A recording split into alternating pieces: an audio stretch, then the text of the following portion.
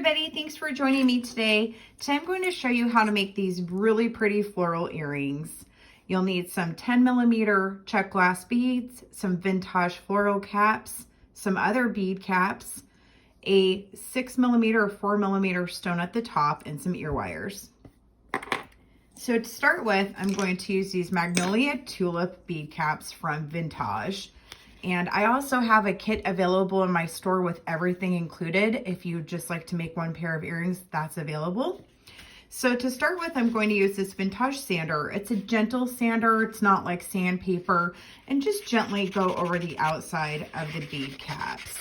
I do this because it removes a little bit of the plating, which exposes an undercoloring. So you have some bronze and some gold, and it's a really pretty color mix. And also, removing a little bit of the plating helps the paint adhere a tiny bit better.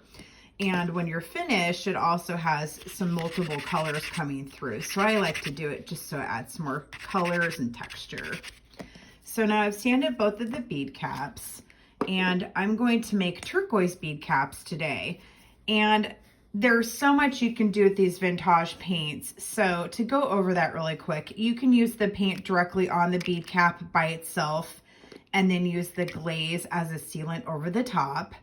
Or you can mix the sealant with the glaze, which will give it a thinner consistency for more of a transparent color, so it will be a light pink color on the bead cap. Or you can just use the glaze with a mica powder, which is what I'll be doing today.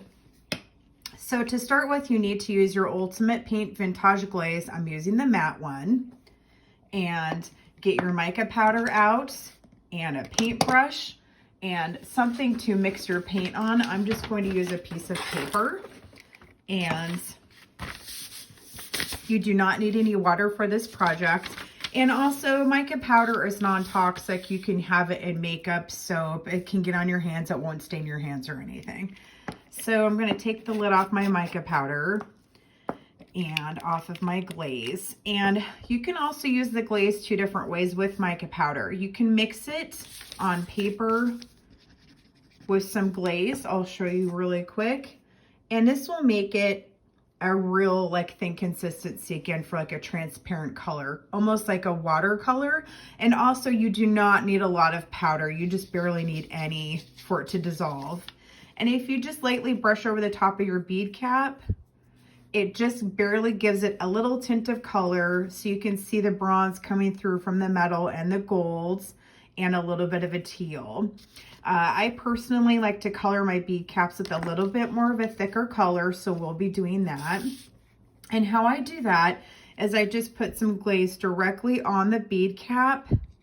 Don't need very much, it's just enough for the powder to adhere to it. And I dip my brush in the powder, and you don't need a lot again, and just brush it over the top of the glaze and tap it on there.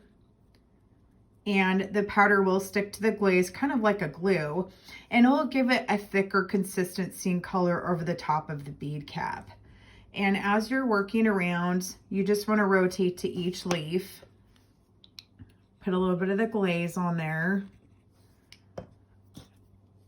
Dip your brush in some powder, and if you have too much, you can just tap it on the end. It'll go back in the container. And just glide over the glue again. And if you want to have more, you can add more glaze and more powder, and again, just tap it on there till you get your desired color.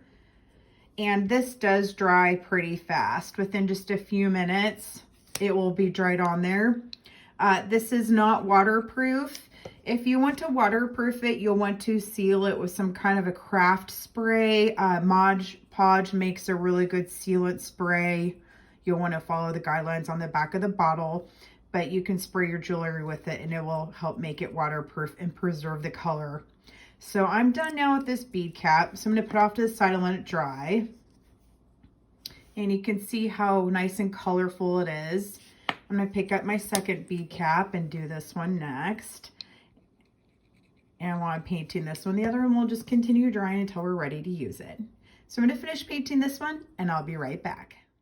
So I finished both of my bead caps, and they've dried. And my next step is I'm going to pick up my Vintaj sander again and gently go over just a little bit of some of what I painted.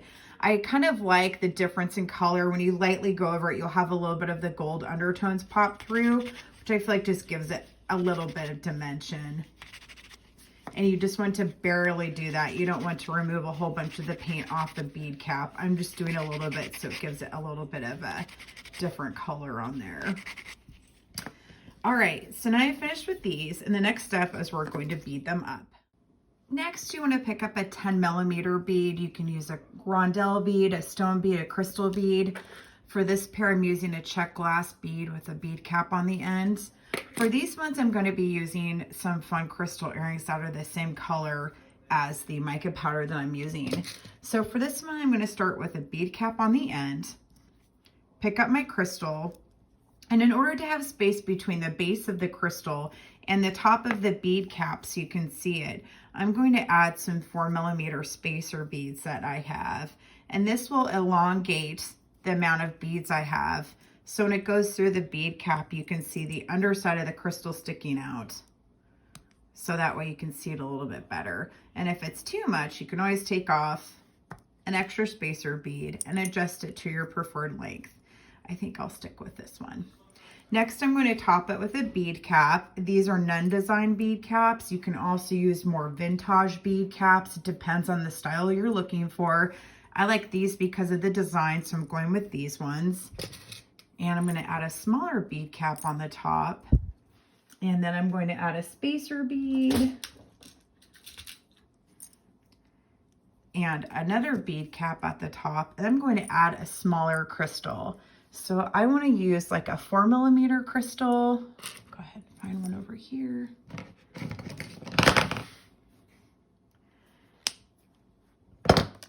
And then put it on the top. And then when you're all finished, you can wire wrap with the loop. And I'm wire wrapping a loop.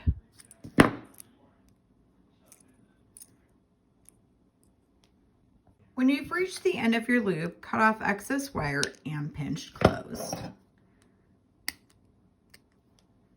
So I finished both of my earrings, and I'm going to add 2 bronze ear wires.